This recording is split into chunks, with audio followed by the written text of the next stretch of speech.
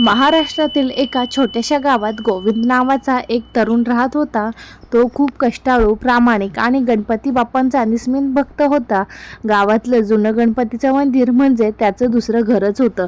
रोज सूर्योदयापूर्वी तो मंदिरात जाऊन शांतपणे बाप्पाच्या चरणी डोकं ठेवायचा आणि एवढंच म्हणायचा, बाप्पा मला श्रीमंती नको, फक्त माझ्या कुटुंबावर आलेली संकट सहन करण्याची ताकद दे. गोविंदचं आयुष्य मात्र खूप कठीण होतं. वडील आजारी होते, आई घरकाम करून संसार सांभाळत होती आणि घरावर मोठं कर्ज होतं. अनेक दिवस असे जायचे की घरात 2 वेळेचं जेवण मिळणं सुद्धा कठीण व्हायचं. पण एक दिवस गोविंद कामावरून घरी आला तर घरात पूर्ण शांतता होती. आईच्या डोळ्यात अश्रू होते. वडिलांची तब्येत पुन्हा बिघडली होती. डॉक्टरांनी उपचारासाठी मोठी रक्कम सांगितली होती. ती रक्कम गोविंदकडे नव्हती. त्या रात्री त्याला झोप लागत नव्हती. पहाट होताच तो नेहमीप्रमाणे गणपती मंदिरात गेला. मंदिरात कोणीच नव्हतं. फक्त समईचा मंद प्रकाश, घंटांचा हलकनाद आणि बाप्पांची प्रसन्न मूर्ती. गोविंद बाप्पाच्या चरणी बसला. त्यांच्या डोळ्यांतून अश्रू वाहू लागले. त्याने हात जोडले आणि म्हणाला, बाप्पा, मी कधीच तुमच्याकडे धन मागितलं नाही, आजही धन मागत नाही, पण माझ्या आई वडिलांना धीर द्या, मला योग्य मार्ग दाखवा, माझे पाय डगमगू देऊ नका. इतक्यात मंदिरात वृद्ध पुजारी त्याच्या जवळ आले आणि गोविंदाच्या खांद्यावर हात ठेवला आणि शांत आवाजात म्हणाले, बाळा, बाप्पा प्रत्येक प्रार्थनेला उत्तर देतात, पण उत्तर नेहमी आपल्या अपेक्षेप्रमाणे मिळेलच असं नसतं. कधी ते संधी देतात, कधी धैर्य देतात, तर कधी योग्य माणूस आपल्या आयुष्यात पाठवतात. तू श्रद्धा आणि मेहनत सोडू नको. गोविंदने डोळे पुसले, बाप्पांना नमस्कार केला आणि मंदिराबाहेर पडला. त्याला अजून माहीत नव्हतं की आजपासून त्याच्या आयुष्यात अशी एक घटना घडणार होती जी त्यांचं संपूर्ण आयुष्य बदलून टाकणार होती. गोविंद मंदिरातून बाहेर पडला, पण पुजाऱ्याचे शब्द त्याच्या मनात सतत घुमत होते. बाप्पा कधी संधी देतात, कधी धैर्य देतात. तो स्वतःशी म्हणाला, आजपासून मी कोणत्याही संकटासमोर हार मानणार नाही. घरी पोहोचल्यावर आईने शांतपणे विचारलं, बाळा, डॉक्टरांनी उद्यापर्यंत पैशाची व्यवस्था करायला सांगितली आहे, आता काय करू? गोविंद काही क्षण शांत राहिला. त्याच्या डोळ्यात चिंता होती, पण चेहऱ्यावर विश्वास होता. आई, काळजी करू नको. गणपती बाप्पा काहीतरी मार्ग नक्की दाखवतील. आपण प्रयत्न थांबवायचे नाही. त्या दिवसभर तो गावभर काम शोधत फिरला, पण कुठेच काम मिळालं नाही. संध्याकाळ झाली, हात रिकामेच राहिले. थकलेला गोविंद पुन्हा मंदिरात गेला. मंदिरात आरती सुरू होती. सुख करता दुःख हरता या आरतीचा आवाज ऐकताच त्याच्या मनाला थोडा आधार मिळाला. आरतीनंतर त्याने बाप्पासमोर बसून मनात एकच संकल्पना केली, जोपर्यंत माझ्या कुटुंबावरचं संकट दूर होत नाही, तोपर्यंत मी श्रद्धा आणि मेहनत सोडणार नाही. दुसऱ्या दिवशी सकाळी गावात एक व्यापारी आला. त्याला जवळच्या शहरात विश्वासू आणि मेहनती माणसाची गरज होती. अनेक लोक त्याच्याकडे गेले, पण व्यापाऱ्याने गावकऱ्यांना एकच प्रश्न विचारला, या गावात सर्वात प्रामाणिक माणूस कोण? क्षणाचाही विलंब न करता अनेकांनी एकच नाव घेतलं, गोविंद. व्यापाऱ्याने गोविंदला बोलावलं, माझ्याकडचे मोठं काम आहे, मेहनत करशील तर चांगलं मानधन मिळेल, पण एक अट आहे, प्रामाणिकपणे कधीही सोडायचा नाही. गोविंदने लगेच होकार दिला. त्याच्या मनात एक विचार होता, ही संधी मी माझ्या कुटुंबासाठी आणि बाप्पांच्या आशीर्वादाने मिळालेली जबाबदारी समजून पूर्ण करेन. पण त्याला अजून माहीत नव्हतं की या कामात त्याची अशी परीक्षा होणार होती जिथे पैशापेक्षा प्रामाणिकपणाची किंमत जास्त होती आणि त्याच निर्णयावर त्याच्या आयुष्याचं भविष्य ठरणार होतं. दुसऱ्याच दिवशी पहाटे गोविंद गणपती बाप्पाचे दर्शन घेऊन व्यापाऱ्यासोबत शहराकडे निघाला.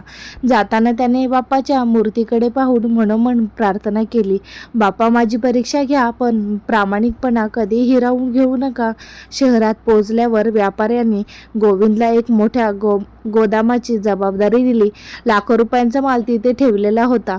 व्यापाऱ्याने फक्त एवढे सांगितले, मी तुला ओळखत नाही, पण तुझ्याबद्दल खूप चांगलं ऐकलं आहे. माझा विश्वास कधी तुटू देऊ नकोस. काही दिवस सर्व काही सुरळीत चाललं. गोविंद दिवस रात्र मेहनत करू लागला. त्याच्या कामामुळे व्यापारीही खूप आनंद झाला. पण एके रात्री अशी घटना घडली जिथे गोविंदचं आयुष्य बदलण्यास सुरुवात केली. त्या रात्री गोदाम बंद करत असताना त्याला एक कोपऱ्यात पैशाची भरलेली एक मोठी बॅग दिसली. त्याने ती उघडली तर त्यात लाखो रुपये होते. क्षणभर तो थबकला. त्याच्या मनात विचार आला, हे पैसे घेतले तर वडिलांचा उपचार होईल, घराचं कर्ज फिटेल, आईला पुन्हा कधी रडावं लागणार नाही. पण त्या क्षणी त्याला मंदिरातील गणपती बाप्पांची मूर्ती आणि पुजाऱ्याचे शब्द आठवले, प्रामाणिकपणा कधी सोडू नकोस. गोविंदने ती बॅग जशीच तशी उचलली आणि त्या दुसऱ्या दिवशी सकाळी व्यापाऱ्याच्या हातात दिली. व्यापारी आश्चर्यचकित झाला. तो म्हणाला, तुला माहीत आहे का या बॅगेत किती पैसे आहेत? गोविंद शांतपणे म्हणाला, नाही साहेब, आणि मला ते जाणून घ्यायचं नाही. हे माझं नाही. व्यापाऱ्याच्या डोळ्यात पाणी आलं.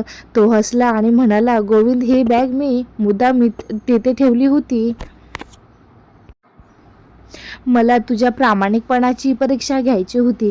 आज तू फक्त माझा कर्मचारी राहिला नाहीस, आजपासून तू माझा विश्वासू साथीदार आहेस. हे ऐकून गोविंदच्या डोळ्यात आनंद अश्रू आले. त्याने मनात गणपती बाप्पाचे आभार मानले. पण गोष्ट इथे संपत नाही, कारण गोविंदच्या आयुष्यात आता अशी एक बातमी येणार होती जी ऐकून त्याच्या पायाखालची जमीनच सरकणार होती. व्यापाऱ्याशी बोलत असतानाच गोविंदचा मोबाईल वाजला. फोन गावातून आला होता. त्याने घाईघाईने फोन उचलला. गोविंद, लवकर घरी ये. तुझ्या वडिलांची तब्येत अचानक खूप बिघडली आहे.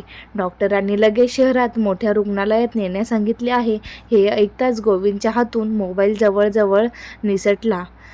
काही क्षण तो जागच्या जागी उभाच राहिला. डोळ्यात पाणी तरळलं. मनात एकच विचार सुरू होता, देवा, आता काय करू? व्यापाऱ्याने त्याच्या चेहऱ्याकडे पाहिले आणि विचारलं, काय झालं? गोविंदने थरथरत आवाजात सर्व काही सांगितलं. क्षणाचाही विलंब न करता व्यापाऱ्याने आपल्या गाडीची चावी त्याच्या हातात ठेवली आणि म्हणाला, जा, तुझ्या कुटुंबापेक्षा मोठं काही नाही आणि पैशाची चिंता अजिबात करू नको. जे लागेल ते आपण पाहू. हे शब्द ऐकताच गोविंदच्या डोळ्यातून अश्रू वाहू लागले. त्याला मंदिरातील पुजाऱ्याने शब्द आठवले, बाप्पा कधी थेट उत्तर देत नाहीत, ते योग्य वेळी योग्य माणसाला आपल्या आयुष्यात आणतात. तो लगेच गावाकडे निघाला. संपूर्ण प्रवासभर तो मनात गणपती बाप्पाचं नामस्मरण करत होता. रुग्णालयात पोहोचल्यावर डॉक्टर म्हणाले, उपचार सुरू केले आहे. पुढचे 24 तास खूप महत्त्वाचे आहे. गोविंद रुग्णालयाच्या बाहेर शांतपणे बसला. त्याने डोळे मिटले आणि मनोमन प्रार्थना केली, गणराया, मला एवढी शक्ती दे की कोणतीही परिस्थिती आली तरी मी खंबीर राहीन. माझ्या कुटुंबाला धीर दे. इतक्यात त्याच्या खांद्यावर कोणीतरी हलकेच हात ठेवला. गोविंदने मागे वळून पाहिले आणि समोर उभ्या असलेल्या त्या व्यक्तीला पाहून तो काही क्षण पूर्णपणे स्तब्ध झाला. गोविंदने मागे वळून पाहिले. समोर उभे होते त्याच्या वडिलांचे जुने मित्र शंकरराव.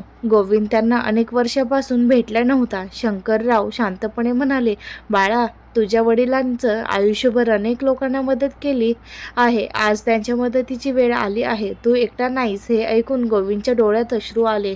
शंकररावांनी डॉक्टरांशी चर्चा केली आणि उपचारासाठी लागणाऱ्या खर्चाची तात्पुरती व्यवस्था केली. गोविंद पुन्हा एकदा गणपती बाप्पासमोर मनमन नतमस्तक झाला. त्याला जाणवलं की संकटाच्या काळात माणसांची साथ ही किती मोठी आधार असते. 2 दिवसांनी वडिलांची प्रकृती थोडी सुधारू लागली. डॉक्टर म्हणाले, धोका कमी झाला आहे, पण अजून काही दिवस उपचार सुरू ठेवावा लागेल. ही बातमी ऐकून संपूर्ण कुटुंबाच्या चेहऱ्यावर अनेक दिवसांनी हसू उमटलं. काही दिवसांनी गोविंद पुन्हा व्यापाऱ्याच्या कामात रुजू लागला. त्याच्या प्रामाणिकपणामुळे व्यापाऱ्याने त्याला मोठी जबाबदारी दिली. आता तो फक्त कर्मचारी नव्हता, व्यापाऱ्याचा विश्वासू सहकारी झाला होता. एक दिवस व्यापारी, गोविंदच्या पुढच्या महिन्यात आपण नवी शाखा सुरू करणार आहोत. तिची संपूर्ण जबाबदारी मी तुला देऊ इच्छितो. गोविंद काही क्षण शांत राहिला. त्याला स्वतःवर विश्वास बसला नव्हता. काही महिन्यापूर्वी ज्याच्याकडे 2 वेळच्या जेवणाची ही चिंता होती, तो आज इतक्या मोठ्या जबाबदारीची निवड गेला होता. त्या संध्याकाळी तो थेट गावातील गणपती मंदिरात गेला. मंदिरात शांतता होती. त्याने बाप्पाच्या चरणी फूल अर्पण केलं आणि म्हणाला, बाप्पा, तुम्ही मला संकटापासून दूर नेलं म्हणून नाही, तर संकटांना सामोरे जाण्याचं धैर्य दिलत म्हणून मी तुमचा ऋणी आहे. आयुष्यभर प्रामाणिक राहण्याची शक्ती मला दे. इतक्यात मंदिराच्या बाहेर एक लहान मुलगा रडत होता. उभा असलेल्या त्याच्या लक्षात आलं.